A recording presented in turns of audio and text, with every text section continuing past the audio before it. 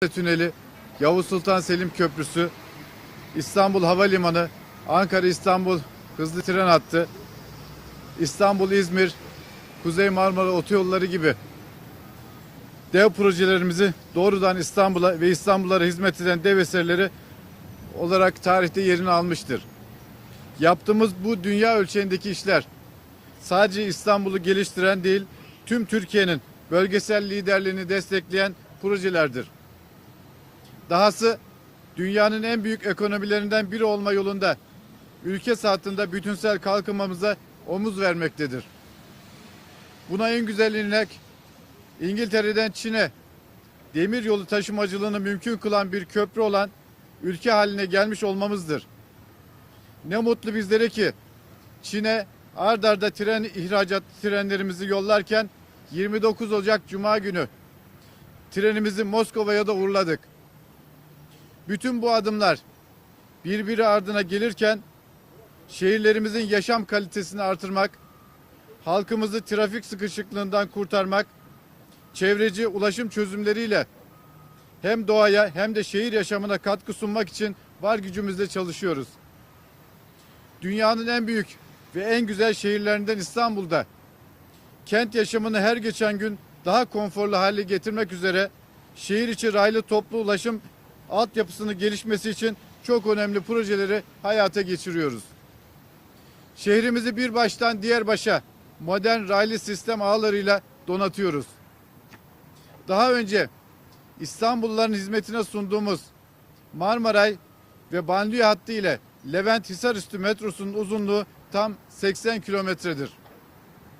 İstanbul'da şu an itibariyle Gayrettepe Kağıthane Havalimanı metrosu, Halkalı Başakşehir Arnavutköy Havalimanı metrosu, Pendik Tavşantepe Sabiha Gökçen Havalimanı metrosu, Bakırköy Kirazlı metrosu ve şu an incelemesinde bulunduğumuz 6,2 kilometre uzunluğundaki Başakşehir Çam ve Sakura Hastanesi Kayaşehir metro hattının da dahil olduğu 91 kilometre uzunluğunda metro hattı yapımına daha devam ediyoruz.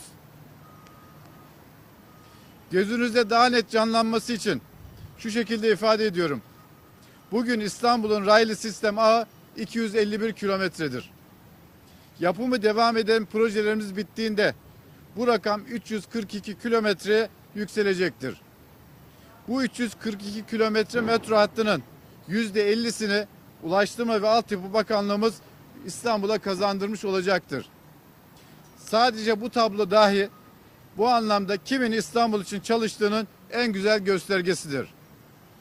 Başakşehir, Çam ve Sakura Hastanesi Kayaşehir metro hattı özellikle Başakşehir, Çam ve Sakura Hastanesi'ne alternatif bir ulaşım güzergahı oluşturması açısından ayrı bir önem arz etmektedir. Bildiğiniz üzere bu hastanemizin yollarını yapması gerekenler yapmadığı için bakanlık olarak biz yaptık. Vatandaşlarımız mağdur olmasın diye bir ay gibi kısa bir sürede karayolu bağlantısını sağlayıp hizmete sunduk. Metro hattında da durum aynı. Her zaman olduğu gibi önceliğimizi İstanbulluları mağdur etmemek üzere belirleyen bizler sözde siyasete kulaklarımızı tıkayarak metro hatlarımızın yapımına sahip çıktık.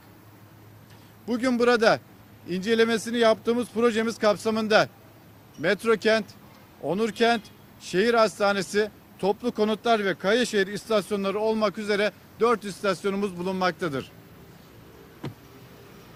Kent merkeziyle Bakırköy, Bahçelievler, Güngören, Bağcılar, Başakşehir ile Çam ve Sakura Hastanesi'nin ve havalimanı arasındaki ulaşımı hızlı, ekonomik ve güvenli olarak sağlanması ve diğer toplu taşıma modlarıyla entegrasyonu sağlanmasını amaçladık.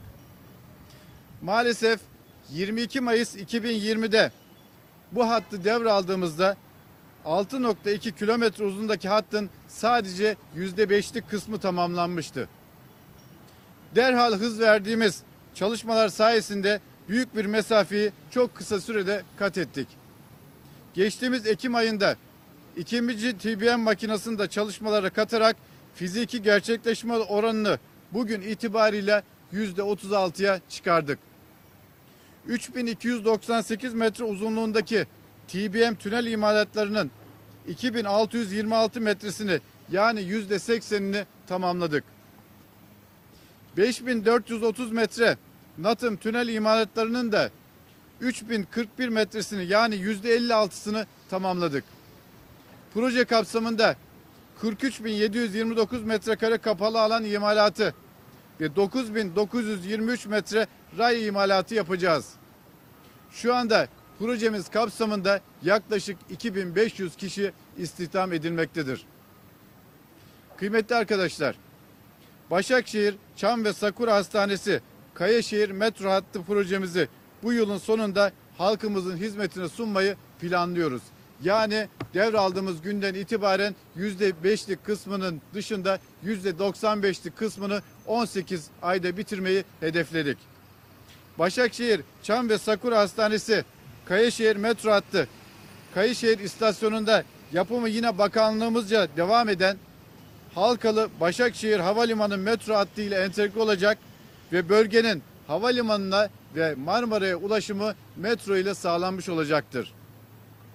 Bakırköy Kirazlı metro hattının projemizin de tamamlanması ile birlikte Bakırköy sahilden Çam ve Sakura Hastanesi'ne kesintisiz ulaşım sağlanmış olacaktır. Görüldüğü üzere yaptığımız her proje İstanbul'da büyük bir ihtiyaca cevap verecek şekilde planlanmakta ve en nitelikli şekilde gerçekleştirilmektedir.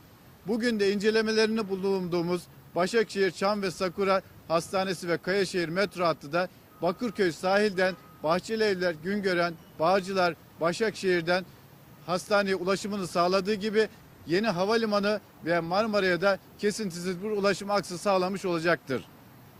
Hamdolsun insanlarımızın ihtiyaçlarına kulak vererek, kafa yorarak adımlarımızı planlı şekilde attığımız için halkımızın önüne her daim alnımız ak şekilde çıkıyoruz. Herkes bilsin ki Sayın Cumhurbaşkanımızın liderliğinde memleketimize ve İstanbul'a hiç durmadan hizmet etmeye devam edeceğiz. Bu düşüncelerle Başakşehir, Çam ve Sakura Hastanesi Kayaşehir metro hattımızın İstanbul'umuza ve kıymetli İstanbullulara şimdiden hayırlı uğurlu olmasını temenni ediyorum, saygılarımla arz ediyorum.